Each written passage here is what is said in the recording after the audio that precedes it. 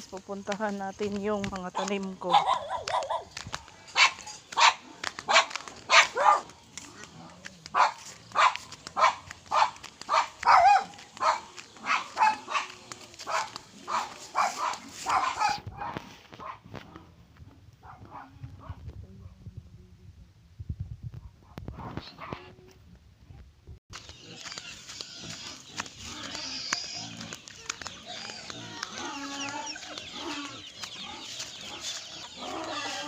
Pupuntahan natin yung mga tanim nating saging. Oh. Wow. Marami na pala siya. Bunga. Ito po siya ay lakatan or binangay. Ganyan po siya kaliit oh pag kung itinanim ko pa. Oh. Oh, meron na pala silang bunga. Malapit na to.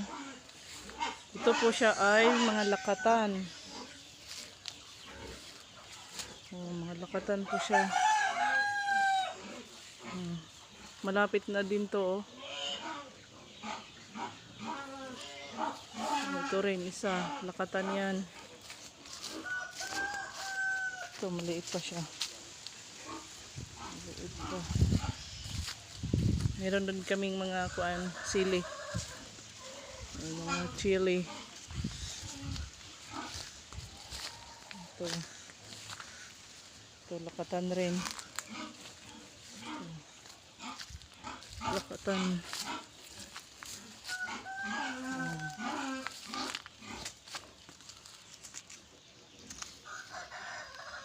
Meron na. Meron ng mga bibi oh. Mga bibi saging. Mga liit pa sila. Ito ay tinatawag sa aming tundan. Tundan po ang klase nito. Tundan. Ganyan po siya kaliit. Yung itinanim ko. Tapos meron nag-anak-anak na siya. Hanggang dumami na po siya.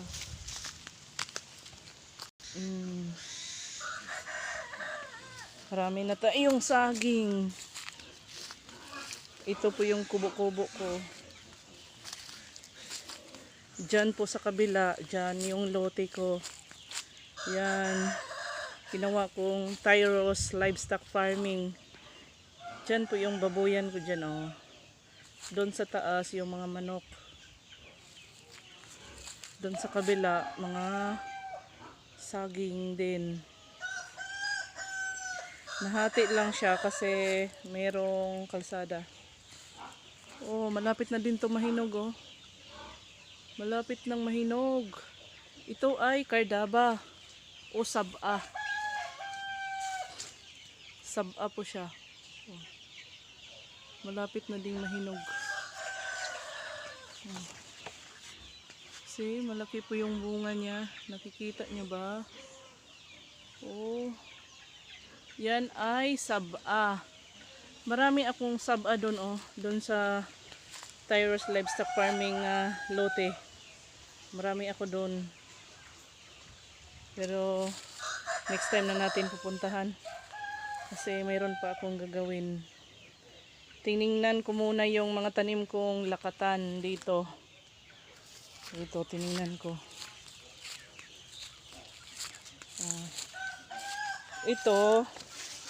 Ito sila kukunin ko kasi itatanim ko naman. Kasi bawal po yung maraming maliliit.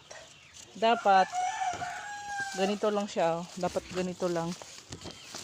Isang malaki tapos dalawang, anong tawag sa amin sa Bisaya, saha. Dalawa lang ang iiwan na saha. Para mas maganda yung bunga niya, mas lalong lumaki. Ito oh, ang saya, 'di ba? Pag nakikita mo na merong bunga, parang tayo lang, parang digital creator. Sisimula tayo sa maliit.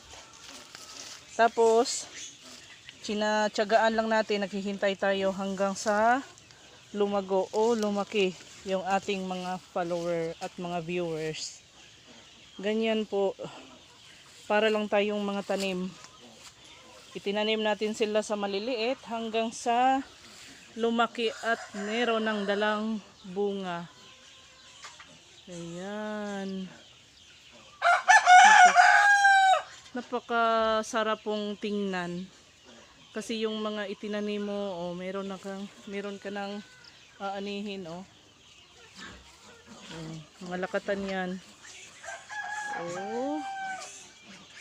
Mga lakatan. Kasi mahal po yung nagtanim po ako ng marami nito kasi mahal po yung kilo. Napakasarap po ng saging. Malakas po sa potassium. Oh. Ito saba. Ito mga lakatan. Next time pupunta naman tayo doon sa isa kong lote. Tingnan natin yon mga saba doon. Marami pong bunga doon. Marami pong bunga doon. Meron din akong chili dito, oh. Oh, marami na din bunga. Oh, see. Maraming bunga. Doon puntahan natin.